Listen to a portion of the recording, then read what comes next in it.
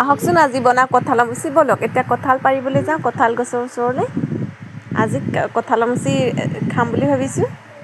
তাৰ এটা ৰেচিপি আপোনালোককো দেখুৱাম কেনেকৈনো মই কঁঠালৰ মুচি বনালোঁ ব'লক এতিয়া কঁঠালৰ গুৰিলৈ যাওঁ কঁঠাল আনিবৰ কাৰণে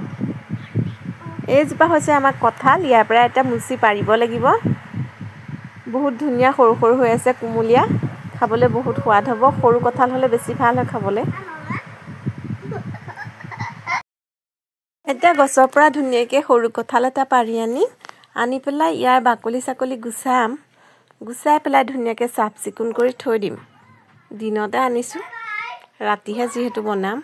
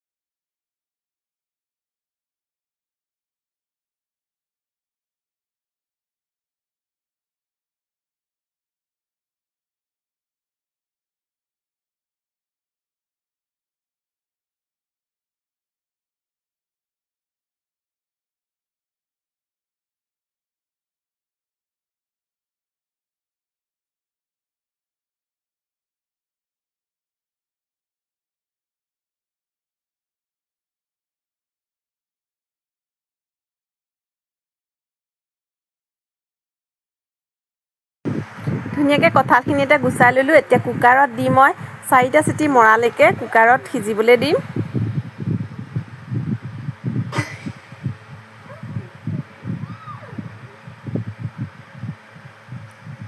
এয়া কাটি আছোঁ ধুনীয়াকৈ তাৰপৰা মই কুকাৰত দি দিম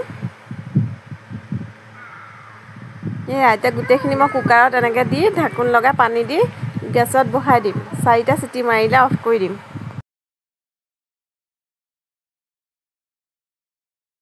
কুকাৰত দিয়া কঁঠালখিনি হৈ গৈছে এতিয়া মই এখন কেৰাহী পাতি লৈছোঁ ইয়াত নহৰু আদা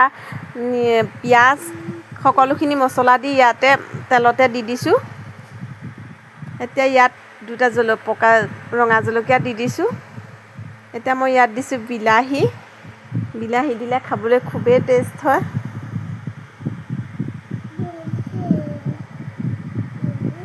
এতিয়া কঁঠালখিনি দি ধুনীয়াকৈ লৰাই ভাজি ল'ব লাগিব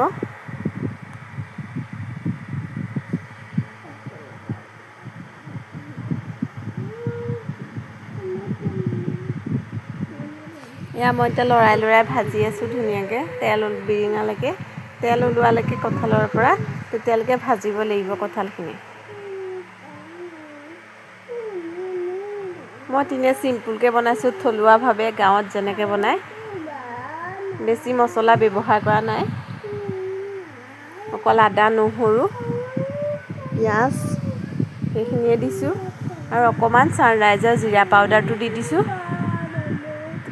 গোন্ধ আৰু টেষ্টটোৰ কাৰণে